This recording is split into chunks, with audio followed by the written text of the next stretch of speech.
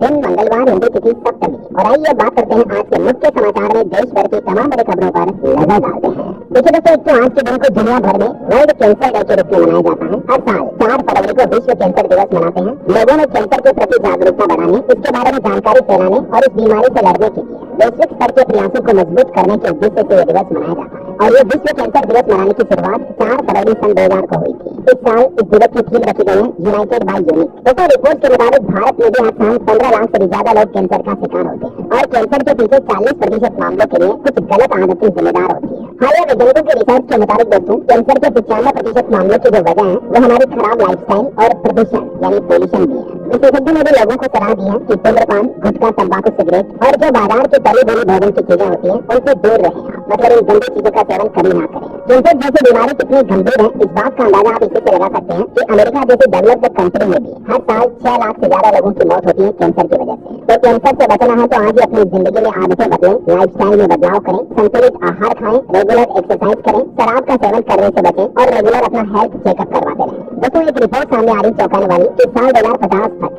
गरीब देशों में कैंसर से लोगों की मौतों की संख्या दुगनी हो जाएगी। 2022 में भी भारत में 14 लाख लोगों को कैंसर हुआ था और साल 2050 का यह आंकड़ा खुद विश्व स्वास्थ्य संगठन यानी WHO का अनुमान है। आज कैंसर दिवस के मौके पर देश भर के अलग अलग जगहों पर जागरूकता कार्यक्रम भी चलाए जाएंगे। स्कूलों में भी छात्र छात्राओं को कैंसर के बारे में विस्तृत जानकारी दी जाएगी, नशे से दूर रहने के लिए प्रेरित किया जाएगा। और वहीं देखिए दोस्तों, कैंसर दिवस के मौके पर एक अच्छी खबर सामने आ रही है कि इतिहास रचने की कगार पर पहुंचा मेडिकल साइंस। वैज्ञानिकों के ट्रायल में कैंसर की नई दवा ने कोलोरेक्टल कैंसर को पूरी तरह से खत्म कर दिया और इस नई खोज से चिकित्सा जगत में एक नई उम्मीद की किरण दिखाई दे रही है। हाल में साइंटिस्ट की तरफ से जो एक्सपेरिमेंट किया गया, इस शोध में ये बात सामने आई है कि जल्द ही दुनिया में ऐसी दवा देखने को मिलेगी जो कैंसर को पूरी तरह से ठीक करने में कारगर होगी। भारत के वैज्ञानिकों को भी एक नई पहल देखिए आप, अब बदलेगा कैंसर के इलाज का तरीका। हमारे देश के IIT मद्रास के वैज्ञानिकों ने ऐसा ऐतिहासिक कदम उठाया है जो कि कैंसर मरीजों के लिए गेम चेंजर साबित होगा। एक तो IIT मद्रास ने कल ही भारत कैंसर जीनोम एटलस की शुरुआत की है, जिससे कि कैंसर पर शोध को बढ़ावा मिलेगा और इस घातक बीमारी के लिए पर्सनल उपचार विकसित किया जा सकेगा। IIT मद्रास ने कैंसर जीनोम का पूरा डेटाबेस जारी किया तो दुनिया भर के वैज्ञानिक भी इस बीमारी पर अब रिसर्च कर पाएंगे, है ना। इसके अलावा यूपी लखनऊ के GMU के डॉक्टर्स को भी एक बड़ी सफलता मिली। 10 लाख में एक व्यक्ति को होने वाले कैंसर का भी इलाज करके दिखाया। GMU ने 7 तले के कैंसर की सफल सर्जरी हुई, बिना वेंटिलेटर सपोर्ट के मरीज का इलाज किया।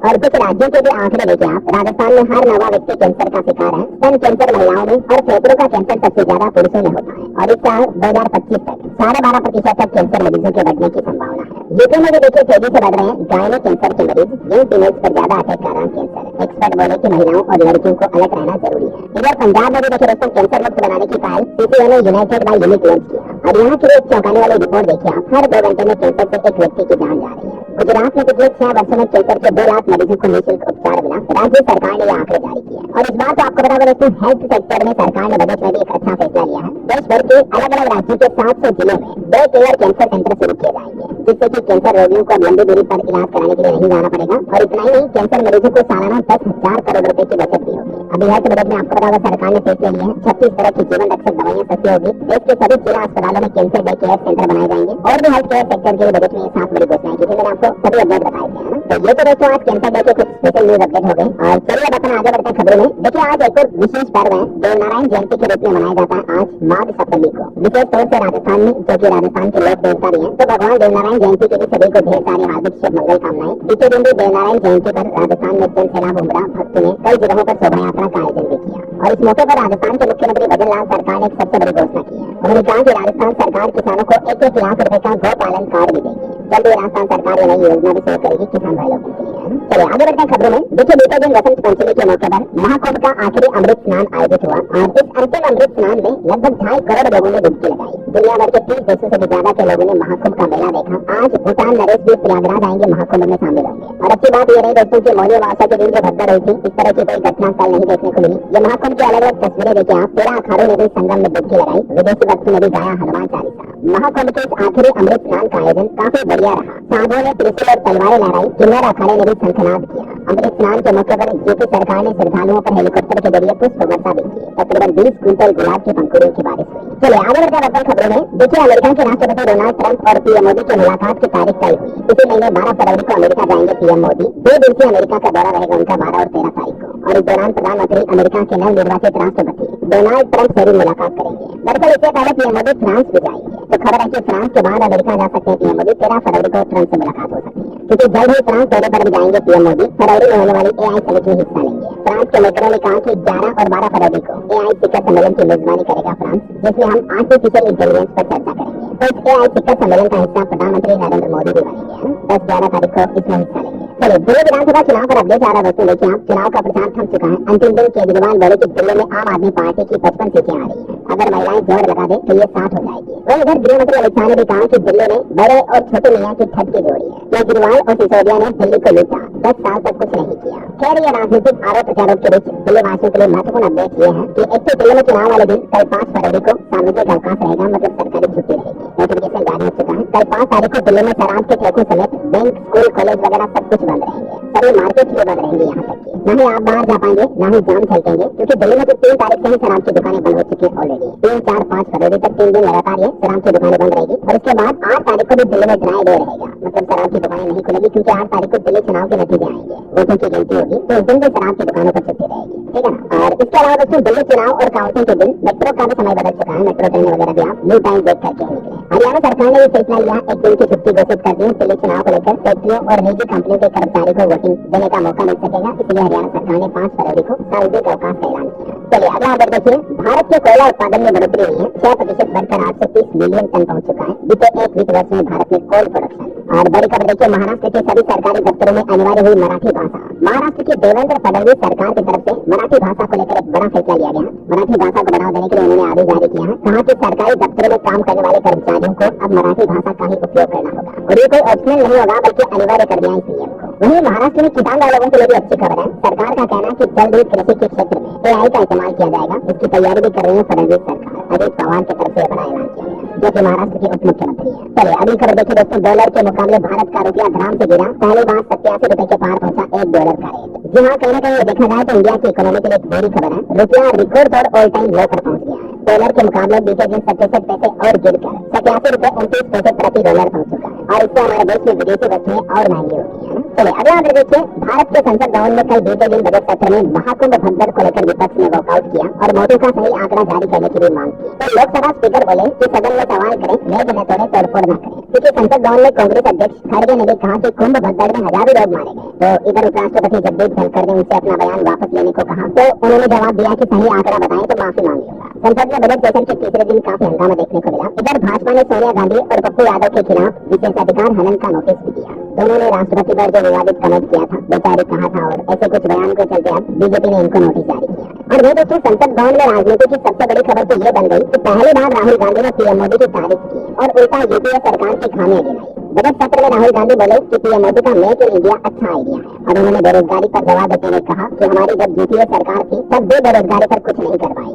आखिरकार बेरोजगारी के मुद्दे पर राहुल गांधी ने अपनी खुद की कांग्रेस सरकार की भी खामियां गिनाई। उन्होंने कहा कि पिछले 10 साल के शासनकाल में हमारी कांग्रेस नेतृत्व वाली यूपीए सरकार भी कुछ नहीं कर पाई थी। आखिरकार इतना सच बोल गए राहुल गांधी। चलिए सुप्रीम कोर्ट के कुछ बड़े फैसले देखते हैं दोस्तों। देखिए, जंगलों की कटाई पर सुप्रीम कोर्ट सख्त हुआ और केंद्र और सभी राज्य सरकारों को आदेश दिया और कहा कि वन क्षेत्र घट रहे हैं, वनों की कटाई कितनी हो रही है, इसके आंकड़े जारी करें। इतना ही नहीं, सुप्रीम कोर्ट ने बड़ा फैसला सुनाते हुए कहा कि केंद्र व राज्य सरकारें अपनी मन मर्जी के मुताबिक जंगलों की कटाई नहीं कर पाएगी। इस मामले पर अब अगली सुनवाई 4 मार्च को होगी, अगले महीने। वही दोस्तों, सुप्रीम कोर्ट में इलेक्शन कमिश्नर नियुक्ति पर भी अब 12 फरवरी को सुनवाई होगी। सुप्रीम कोर्ट के बेंच ने कहा कि मेरिट के आधार पर अंतिम रूप से फैसला होगा। और मणिपुर में हिंसा पर भी सुप्रीम कोर्ट ने फोरेंसिक रिपोर्ट मांगी। लीक ऑडियो क्लिप में मुख्यमंत्री पर हिंसा भड़काने का आरोप लगाया गया, तो अब कोर्ट की निगरानी में इस मामले की जांच होगी। और वही देखिए, सुप्रीम कोर्ट में एक अनोखी याचिका लगाई गई महिलाओं के कानूनी के दुरुपयोग होने की। तो इस याचिका को सुप्रीम कोर्ट ने खारिज करते हुए कहा कि यह मुद्दा संसद में जाकर उठाएं। इस अपील में पुरुषों के लिए संरक्षण भी मांगा गया था, लेकिन कुल मिलाकर सुप्रीम कोर्ट ने इन सभी याचिकाओं को खारिज कर दिया। और वहीं अभी कुछ दिन पहले मौनी अमावस्या पर जो महाकुंभ में भगदड़ हुई थी, इस मामले पर भी सुप्रीम कोर्ट ने सुनवाई करने से इनकार कर दिया। कहा कि घटना बड़े ही दुर्भाग्यपूर्ण है, लेकिन हाईकोर्ट जाए इस मामले की याचिका की। इस याचिका में श्रद्धालुओं की सुरक्षा के लिए गाइडलाइंस लागू करने की भी मांग की गई थी। चलिए अगला अपडेट देखिए दोस्तों। जेएनयू की एक रिपोर्ट सामने आ रही है कि दिल्ली में मुस्लिमों की आबादी बढ़ी है, घुसपैठियों के कारण अर्थव्यवस्था बर्बाद हो रही है, हेल्थ और एजुकेशन सिस्टम पर भी असर पड़ रहा है। दिल्ली विधानसभा चुनाव में वोटिंग से ठीक पहले दिल्ली में जवाहरलाल नेहरू यूनिवर्सिटी जेएनयू की तरफ से चौंकाने वाली रिपोर्ट जारी की गई, जिसमें बताया गया कि दिल्ली में बांग्लादेश और म्यांमार से घुसपैठी आ रहे हैं, इससे दिल्ली में मुस्लिमों की आबादी भी बढ़ी है। चलिए अगला अपडेट देखिए। राजस्थान सरकार का बड़ा फैसला, स्कूलों के 200 मीटर में घोषित होगा single use plastic free zone. पर्यावरण के प्रति सचेत करने के लिए भी अब स्कूलों में अभियान चलाए जाएंगे और राजस्थान के स्कूलों में 200 मीटर तक के दायरे में कहीं पर भी प्लास्टिक, पॉलीथीन या प्लास्टिक से बनी चीजों का इस्तेमाल नहीं किया जाएगा। और बड़ी खबर देखिए, महाराष्ट्र में जो GBS सिंड्रोम फैल रहा है उसके अब तक 163 मरीज हो चुके हैं। हालांकि 127 मरीजों को डिस्चार्ज कर दिया, 5 मरीजों की जान भी चली गई। वही देखिए बड़ी खबर, उत्तर प्रदेश में अब अपराधियों की खेल नहीं, बरिता और ग्लास 19 पिस्टल से लेस होगी अब यूपी पुलिस। इन हथियारों का इस्तेमाल अभी जो NSG कमांडो करते हैं, तो ये आधुनिक हथियार अब यूपी पुलिस के पास भी होंगे, जिनसे कि अपराधियों में खौफ और बढ़ेगा। वही खबर है, दिल्ली के रेलवे स्टेशन का भी होगा कायाकल्प, सरकार ने खोला पिटारा। रेलवे ने दिल्ली के लिए बजट में 2593 करोड़ रुपए का प्रावधान रखा है, जिससे कि दिल्ली के रेलवे स्टेशन का डेवलपमेंट और नवीनीकरण किया जाएगा। सरकार ने कुछ और राज्यों के भी आंकड़े बताए। महाराष्ट्र रेलवे के लिए भी 23,778 करोड़ का आवंटन किया है। केंद्रीय रेल मंत्री अश्विनी वैष्णव ने जानकारी दी। रेल बजट में उत्तराखंड को भी मिले 46 से 41 करोड़ रुपए। राज्य में 49 किलोमीटर रेलवे ट्रैक पर कवच सिस्टम भी लगाया जाएगा। मध्य प्रदेश के भी रेलवे परियोजनाओं को इस बजट में 14,745 करोड़ रुपए मिले हैं। राज्य के साथ रेलवे एक बड़ा समझौता भी करेगा। वही दोस्तों, रेल मंत्री का कहना है कि अगले 2-3 सालों में हमारे देश में 100 नई अमृत भारत ट्रेनें, 50 नमो भारत और 200 वंदे भारत ट्रेनें भी चलाई जाएगी। रेल मंत्री अश्विनी वैष्णव के द्वारा बजट के बाद जानकारी दी गई। वैसे रेलवे से एक और खबर आई है, जो माता वैष्णो देवी के जाने वाले भक्त हैं उनको वंदे भारत ट्रेनों में अब ऐसा खाना नहीं मिलेगा। दरअसल रेलवे ने इस रूट पर यात्रियों को केवल शाकाहारी भोजन देने का निर्णय किया है। मतलब अब आपको माता वैष्णो देवी रूट वाली ट्रेनों में नॉन-वेज खाना नहीं मिलेगा, मांसाहारी भोजन है। और देखिए बड़ी खबर, केंद्र सरकार करों के हस्तांतरण पर निर्णय नहीं लेती है। देश की वित्त मंत्री निर्मला सीतारमण बोली कि राज्य वित्त आयोग से संपर्क करें राज्य सरकारें इसके लिए। और दिल्ली विधानसभा चुनाव के माहौल के बीच पीएम मोदी ने छात्रों से भी बातचीत की और कहा कि स्टूडेंट्स के भविष्य से खेल रही है आम आदमी पार्टी सरकार। लेकिन उसमें सरकार ने ई श्रम पोर्टल के आंकड़े जारी किए। अब इस पोर्टल पर रजिस्टर्ड श्रमिकों की संख्या 30 करोड़ के पार हो चुकी है। मतलब करोड़ों लोगों को इस पोर्टल के जरिए सरकारी स्कीमों का फायदा मिल रहा है।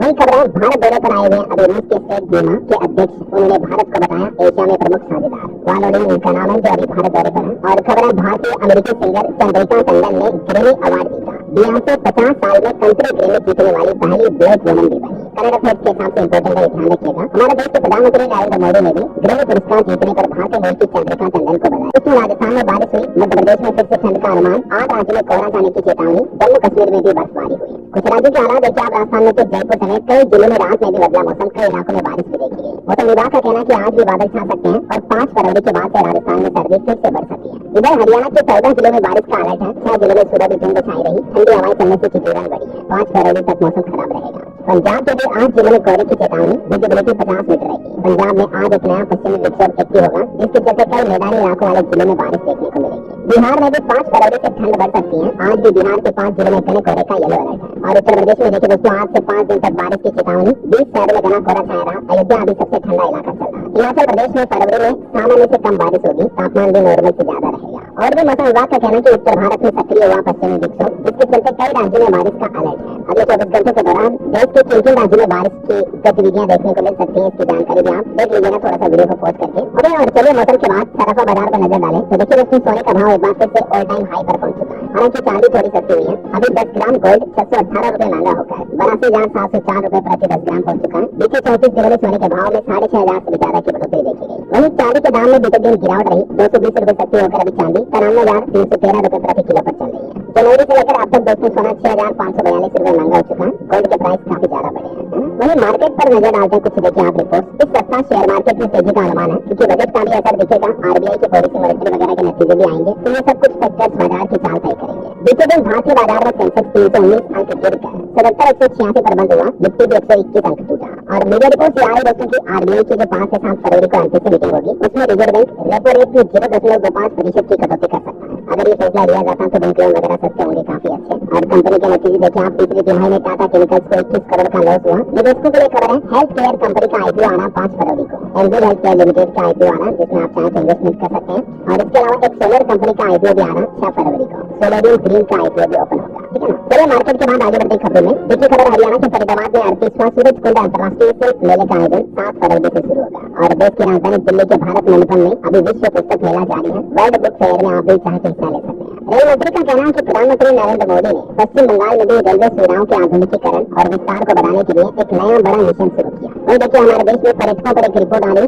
भारत में पिछले 2 वर्षों में विदेशी पर्यटकों के आगमन में लगभग 47% की बढ़ोतरी देखी गई। और एक रिपोर्ट आ रही कि देश में डिजिटल भुगतान का लेन देन भी पिछले वित्त वर्ष की तुलना में 18,000 करोड़ रुपए से ज्यादा रहा। वहीं सरकार का कहना है कि पीएम इंसेंटिव योजना के लिए भी अब तक 6 लाख से ज्यादा आवेदन मिल चुके हैं। और खबर है, भारतीय सेना और मालदीव राष्ट्रीय रक्षा बल के बीच 13वां संयुक्त सैन्य अभ्यास एक्वेरियम नाम से शुरू हुआ। और जल जीवन मिशन का भी सरकार ने आंकड़ा जारी किया, कहा कि अब तक 15.5 करोड़ घरों में नल के जरिए जल कनेक्शन पहुंच चुका है। 2028 तक सरकार का प्लान है हर घर नल से जल पहुंचाने का लक्ष्य है। जल शक्ति मंत्री ने विश्व स्वास्थ्य संगठन WHO की रिपोर्ट का हवाला देते हुए आंकड़े जारी किए। वही खबर है 24 फरवरी से व्यापार समझौते पर फिर से वार्तालाप शुरू करेंगे भारत और ब्रिटेन। जल्दी दिल्ली आएंगे ब्रिटिश मंत्री।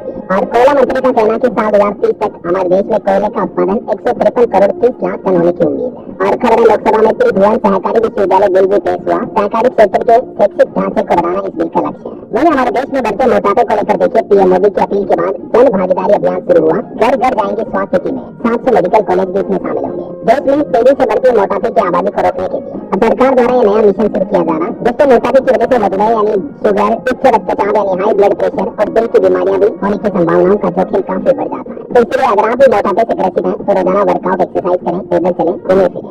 चलिए अगला अपडेट आ रहा, अब व्यापारियों को मिलेगी राहत। सरकार ने कस्टम आकलन की समय सीमा तय करने का नया प्रस्ताव भी रखा है। वित्त मंत्रालय की तरफ से बजट के बाद ये रिपोर्ट जारी की गई। और खबर दोस्तों जल्द ही उत्तर प्रदेश सरकार भी बजट जारी करेगी। 8 लाख करोड़ का बजट हो सकता है इस बार यूपी का। फरवरी के अंतिम सप्ताह में पेश होने की उम्मीद है। और उत्तर प्रदेश में शिक्षक और कर्मचारी के पैन कार्ड नंबर ठीक करने की डेडलाइन 15 फरवरी तय की गई है। यूपी शिक्षा महानिदेशक ने इस संबंध में पत्र भी लिखा। और उत्तर प्रदेश में एक चौंकाने वाली रिपोर्ट ये भी आ रही है कि आधार कार्ड की कमियों की वजह से नहीं बन पा रही है युवाओं की अपार आईडी, स्टूडेंट्स वगैरह की आईडी नहीं बन पा रही। विकास में संशोधन के अधिकार में भी समस्या आ रही है। चलिए अगला अपडेट देखिए, अंतर्राष्ट्रीय इकाई बना international big cat alliance IBCA। इसका जो समझौता था वो अब अंतर्राष्ट्रीय यूनिट बन चुका है। 2023 में पीएम मोदी ने इसकी शुरुआत की थी। वहीं महाराष्ट्र सरकार का कहना है बीबी पाटिल के नाम पर रखा जाएगा नवी मुंबई अंतर्राष्ट्रीय हवाई अड्डे का नाम। महाराष्ट्र के मंत्री गणेश नाइक की तरफ से एक घोषणा की गई। और खबर है राजस्थान विधानसभा में भी पेश हुआ धर्मांतरण बिल। राजस्थान की बदलाव सरकार द्वारा धर्म परिवर्तन पर रोक लगाने के लिए यह नया कानून पेश किया गया विधानसभा में। देख सकते हैं आप इसमें क्या क्या सजा के प्रावधान है। लव जिहाद किया तो विवाह रद्द होगा,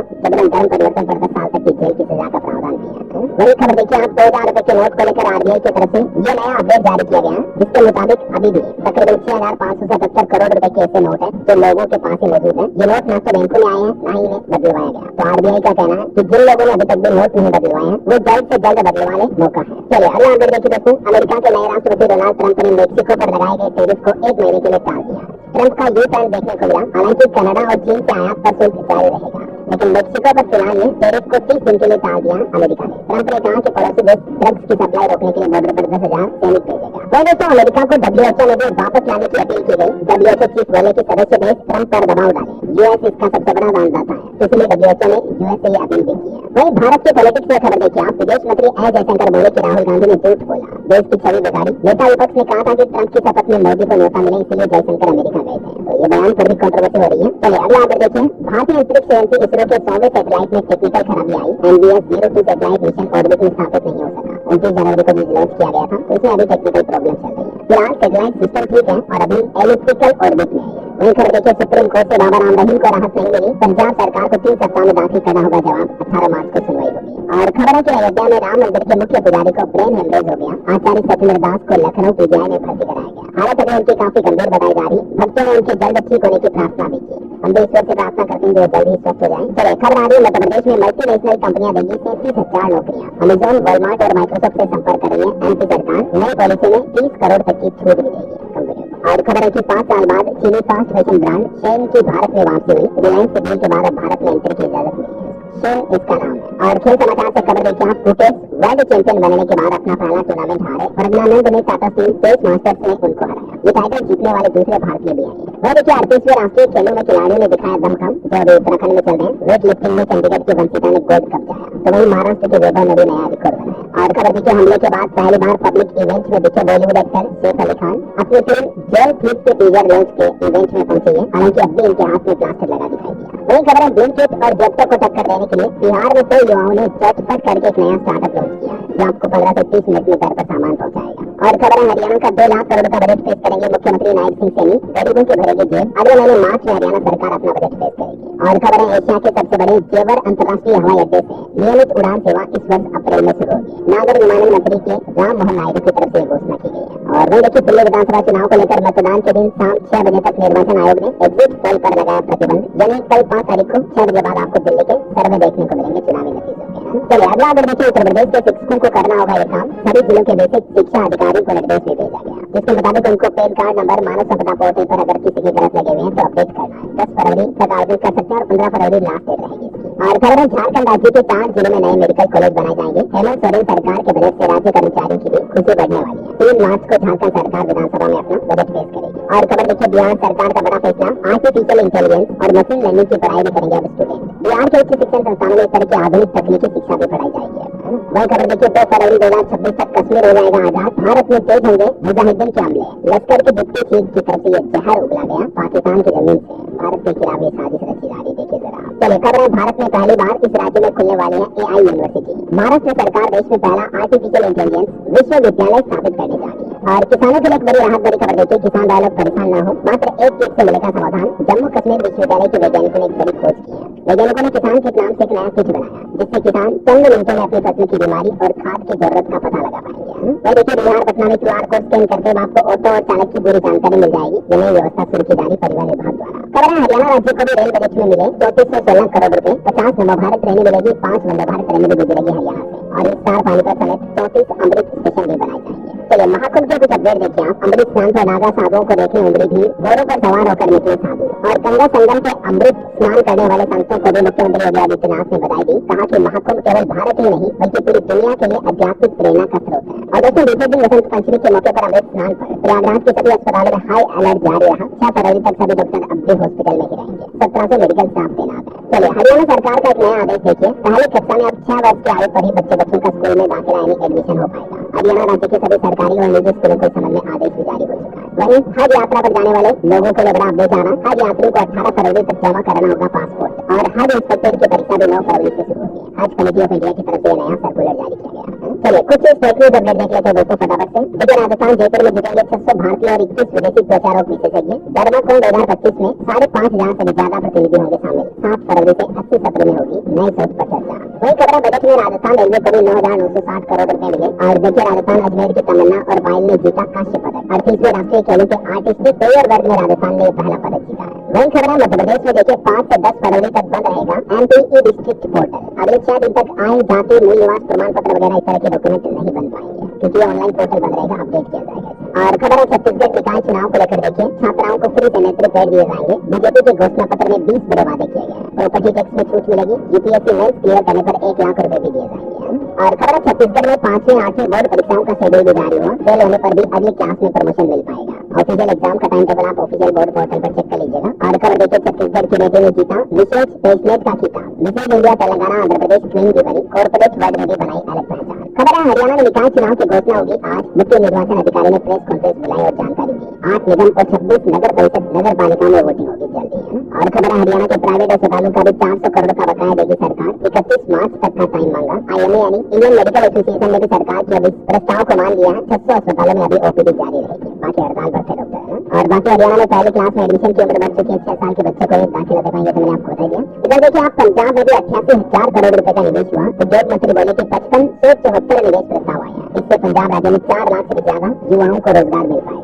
वही खबर है, पंजाब में 2000 करोड़ की GST बढ़ोतरी देखी गई। केंद्र सरकार से 10% ज्यादा GST कलेक्शन रहा। कुल राज्यों से भी 3600 करोड़ रुपए बढ़ा। प्रदेश के टॉप 3 राज्यों में शामिल हुआ पंजाब GST टैक्स पे के मामले में। चलिए कुछ अंतर्राष्ट्रीय न्यूज अपडेट देखते हैं दोस्तों। देखिए, उत्तरी सीरिया में बम विस्फोट हुआ, 19 लोगों की जान चली गई। वही खबर है, साउथ अफ्रीका की आर्थिक मदद रोकेंगे डोनाल्ड ट्रंप। बोले कि वहाँ सरकार जबरदस्ती लोगों की जमीन कब्जा रही है, हम ये बर्दाश्त नहीं करेंगे। इधर देखिए, इजराइल ने दावा किया वेस्ट बैंक में 50 फिलिस्तीनी आतंकी मारे, 100 से ज्यादा गिरफ्तार किए गए। वही खबर है, सीरियाई राष्ट्रपति सऊदी अरब की यात्रा पर पहुंचे। सऊदी प्रिंस सलमान ने भी उनका स्वागत किया। और खबर देखिए, आप कांगो में भी और तेज हुआ गृह युद्ध। अब तक गोमा की सड़कों से बरामद हुए 900 लोगों की सऊदी। अब चलिए अंत में आज के राशिफल पर नजर डाल लेते हैं। देखिए, सिंह राशि वालों का फायदा बढ़ेगा। कन्या राशि वाले लोगों को किस्मत का भी साथ मिल सकता है। और भी कुछ अलग अलग राशियों का राशिफल आप देख सकते हैं स्क्रीन पर। और देखने के लिए धन्यवाद।